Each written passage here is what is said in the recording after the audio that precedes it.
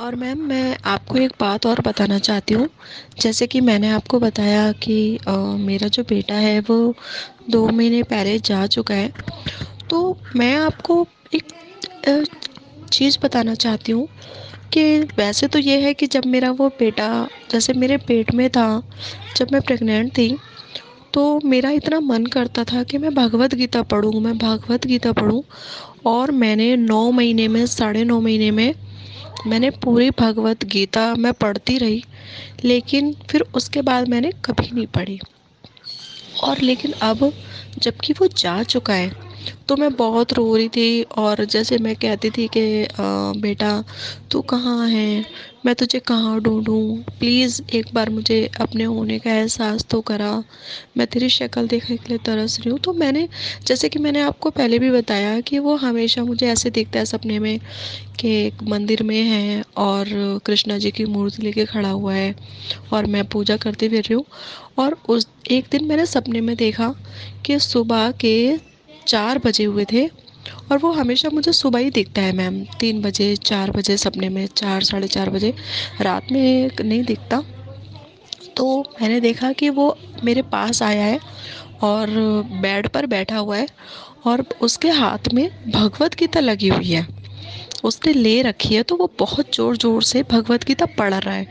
तो मैं उससे कह रही हूँ कि बेटा इतनी ज़ोर से मत पढ़ो, सुबह के 4 बज रहे हैं और कोई सुनेगा तो क्या कहेगा, आसपास लोग सो रहे हैं, हम दोनों को ही तो सुननी है, तो तुम अपनी मम्मी को सुनाओ पढ़ के। तो बस मैंने उससे इतना कहा कि अपनी मम्मी को सुनाओ पढ़ के, ठीक है। और उसने मेरे हाथ में भगवत गीता दी और उसने मुझसे स्पष्ट स्पष्ट रूप से कहा कि मम्मी अब ये आप पढ़ो, मैं जा रहा हूँ और आप भगवत गीता पढ़ो, ठीक है। मेरे पास भगवत गीता मेरे घर में नहीं है। और आप यकीन नहीं करोगे मैम, मेरा जब से मेरा बेटा गया है ना, मेरा मन में मतलब भक्ति को लेके पता नहीं ऐसा क्या हो गया है कि मैं सारे दिन भगवत गीता की वीडियोस देखती रहती हूँ और सुबह शाम अपने घर में भगवत गीता का पाठ लगाती हूँ, पढ़ती हूँ, सुनती भी हूँ। और मेरा मन इतना शांत होता है, मुझे लगता है कि मेरा बेटा भी सुन रहा है भगवत गीता। और अ, वैसे मैं ब्राह्मण परिवार से हूँ, बट मैं क्या बोलूँ मैम, मैं बयान नहीं कर सकती कि मैं क्या फ़ील करती हूँ।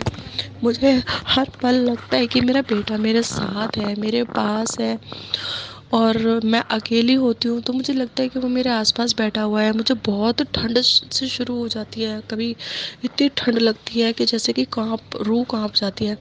तो मैं अपने बेटे को बोलती हूँ, मैं समझ जाती हूँ, और 3 साढ़े 3 बजे सुबह के टाइम पे तो मुझे लगता है कि मेरे साथ ही है। तो मैं कहती हूँ कि बेटा मुझे मालूम है बेटा तू मेरे साथ है, और फिर मैं उसके लिए प्रेयर करती हूँ ईश्वर से कि हे ईश्वर मेरे बच्चे को सुख और शांति प्रदान करें। सबके लिए प्रेयर करती हूँ मैं। तो मैम मैं बस, आप भी मेरे बच्चे के लिए प्रेयर करना कि वो जहाँ भी हो खुश रहे। Thank you ma'am. और मैम मैं आपको एक बात और बताना चाहती हूँ।